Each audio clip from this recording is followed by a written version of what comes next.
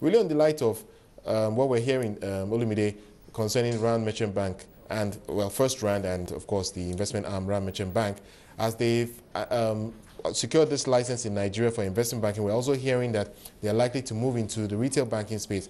Your thoughts on, if that move is confirmed, what this means for the retail banking space in Nigeria?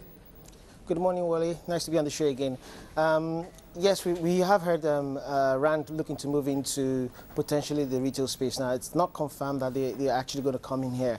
But I think analysts will all, welcome, a breath of fresh air into the Nigerian space if we do have banks like Rand or indeed any other European bank coming into Nigeria to come and fight into the retail space. I mean, this is a virgin ground in terms of opportunities. You're talking of over 70 million potential retail customers. So we can understand why Rand sees that attraction in coming into Nigeria. What we think probably will happen is it will also bring competition into the market. It will also spell the beginning of the retail revolution as we see it going forward.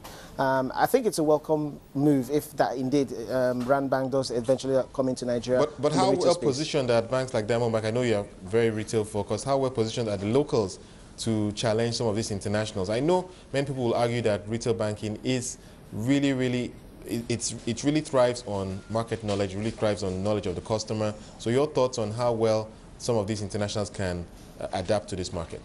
Well, the retail banking there's a methodology and science to retail banking.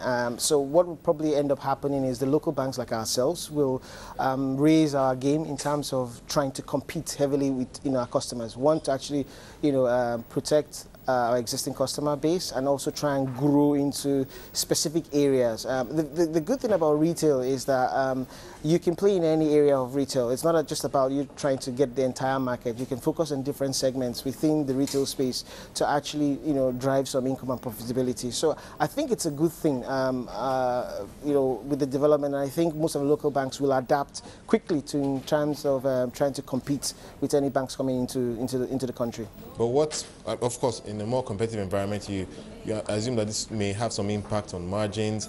To what extent do you think this is likely to impact margins for banks in Nigeria?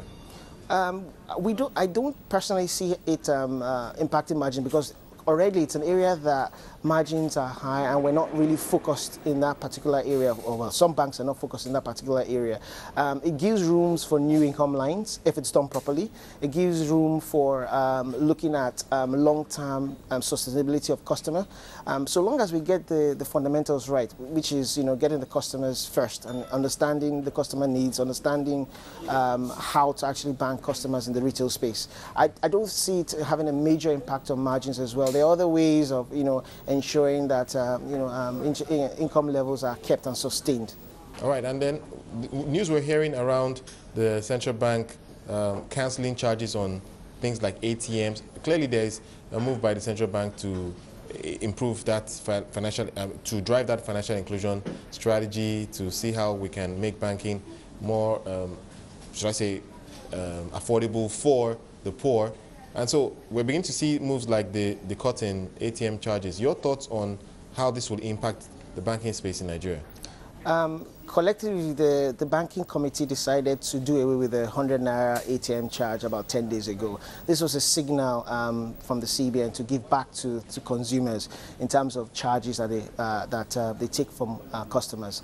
Again, part reason is to actually bring in confidence that we're looking at consumers and we're looking at how we take charges. We're looking at transparency, and I think it's been pushed by CBN's financial inclusion strategy.